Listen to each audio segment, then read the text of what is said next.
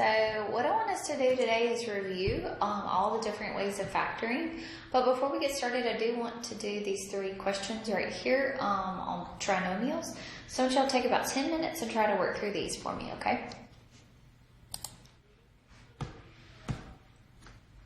Okay.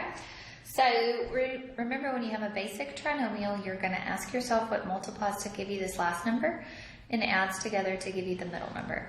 So what multiplies together to give you a positive 9 and at the same time adds together to give me a positive 6. So what's that going to be? 3 times 3 gives you a 9, and 3 plus a 30 adds together to give you a 6.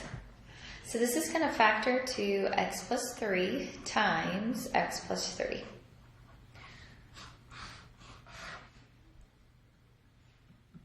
Okay, you could also write this as what? X plus 3, all of that squared. Okay, y squared minus 8y minus a 65. So nothing can factor out. So you're going to ask yourself what multiplies together to give you a negative 65 and adds together to give you a negative 8. So it multiplies together to give you a negative 65 and adds together to give you a negative 8. So 5 goes into 65 how many times? 13. Okay, so and that difference there would give you an 8. So this would be a negative 13 times a 5, and negative 13 plus a 5 adds together to give me a negative 8. So this is going to be a y minus a 13 times y plus a 5.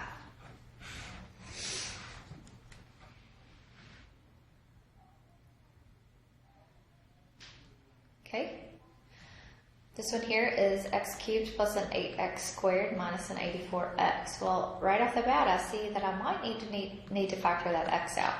So there is a greatest common factor of an x, so I'll be left with an x squared plus an 8x minus an 84. Okay, now you ask yourself what multiplies together to give you a negative 84 and adds together to give you an 8. So it multiplies together to give you a negative 84 and adds together to give you an 8. So 84 divided by a 4 is a 21. That difference wouldn't give you a 8. About 84 divided by a 6. 6 and 14 there, that difference there would give you an 8. So the largest number needs to be a positive.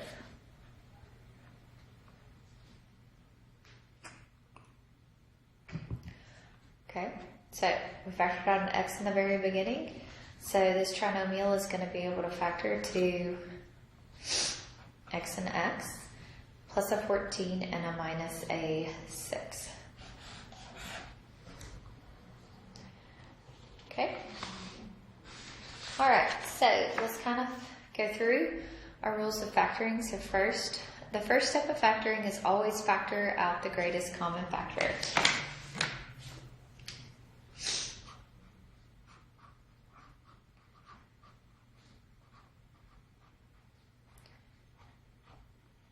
Okay, make sure that there is a number or a letter. So remember, common number, the greatest number that they have in common,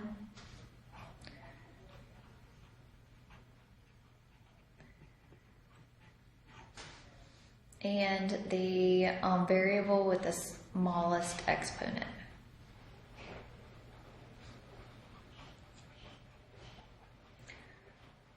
So that is your greatest common factor.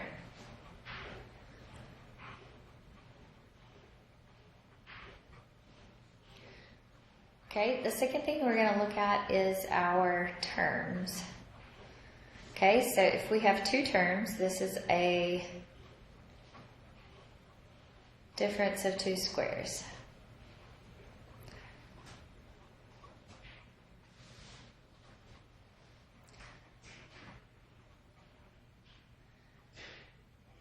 Okay, so difference of 2 squares means that your first term has to be a squared, your second term has to be a squared, and they have to be separated by the difference, subtraction here. So this is going to be an x minus y times x plus a y. If this is a plus sign right there, then you cannot factor this. Okay?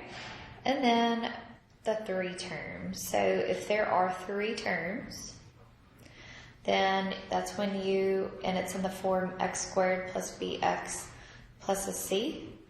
You're going to ask yourself what multiplies together to give you c and adds together to give you a, b.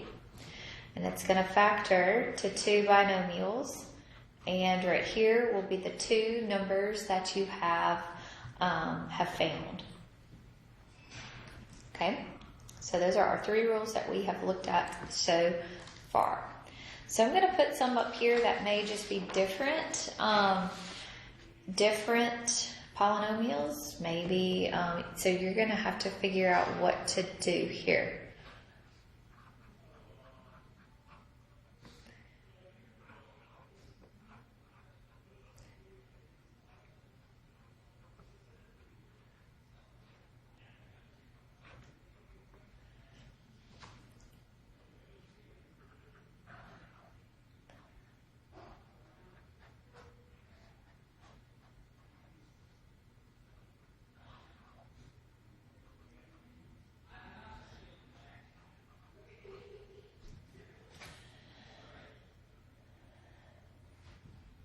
Okay, so I'll take a little bit of time and work through these.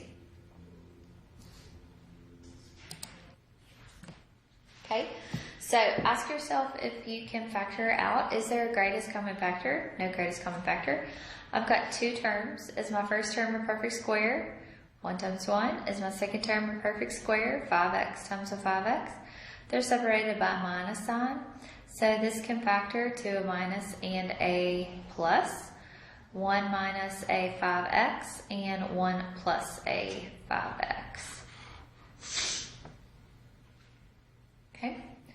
For this one, I want us to figure out, is there a greatest common factor between 8 and 22? 2 goes into both of those evenly. I have an x in common and an x. So we'll 1 with the smallest exponent, so that's an x cubed. I have a y to the 4th and a y to the 6th, so the one with the smallest exponent, which is a y to the 4th.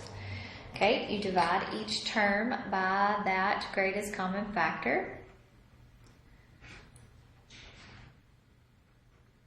So each one of those gets divided. So 2 goes into 8 4 times, and the x cubed and the y to the 4th are going to go away. 2 goes into 22 11 times, x to the 5th over x cubed, which is just an x squared, and then a y squared.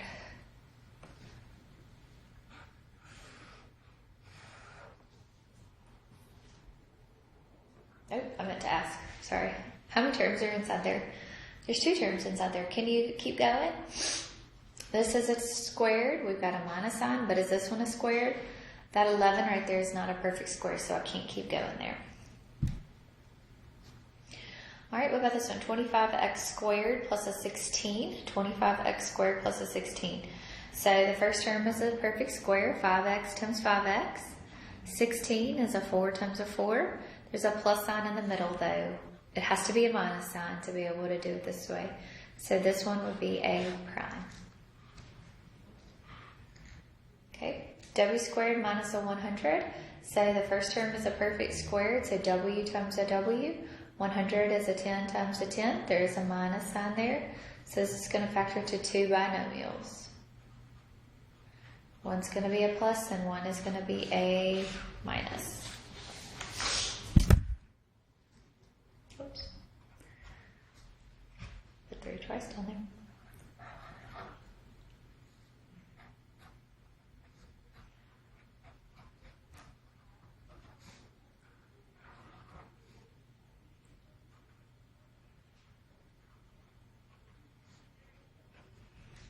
All right, you do these 2 for me.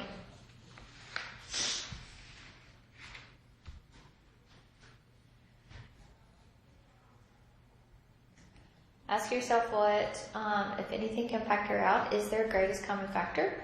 There's no greatest common factor. There's 3 terms, so ask yourself what multiplies to be a positive 30 and adds together to give you a negative 13. So that's negative 10 times negative 3. So this is going to factor to x minus 10 times x minus a 3.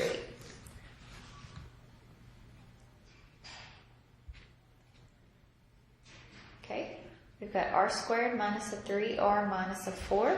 There's no greatest common factor, so you're going to ask yourself what multiplies together to give you a negative 4 and adds together to give you a negative 3.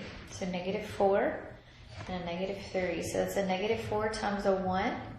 Negative 4 plus a 1 adds together to give you a negative 3. So this is going to be an r minus a 4 times r plus a 1.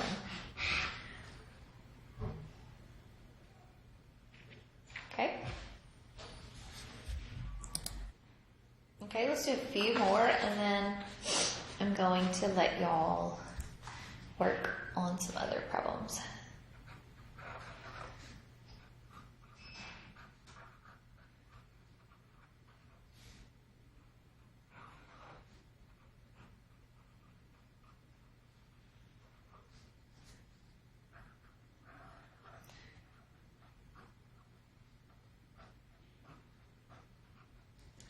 Okay, so y'all do these for me.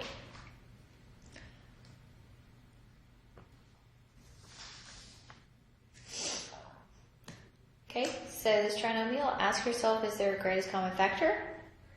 Okay, so what multiplies together to give you a negative 36 and adds together to give you a positive 9. So what multiplies together to give you a negative 36 and adds together to give you a positive 9.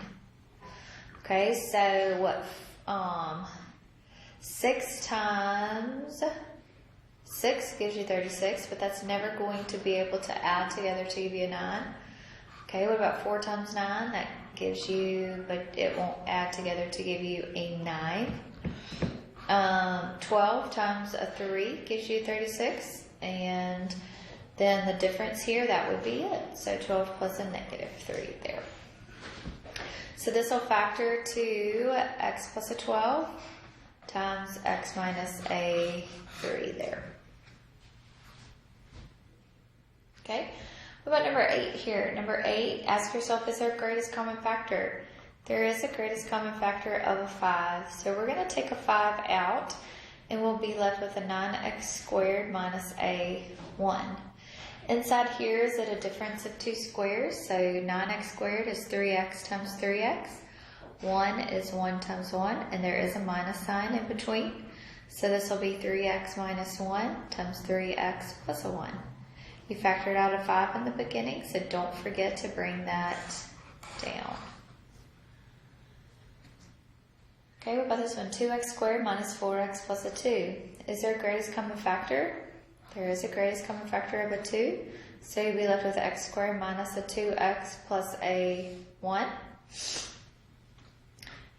Divide each term by a 2. So now this is a trinomial. So what multiplies together to give you a 1 and adds together to give you a negative 2? Negative 1 times negative 1 and negative 1 plus a negative 1. So this will be x minus 1 times x minus a 1. What did you factor out in the very beginning? So don't forget to bring your 2 on down. Okay? I want you to finish up that factoring review sheet today. And that'll help you get prepared for your quiz, your factoring quiz tomorrow. If you have any questions, let me know. Y'all have a great day.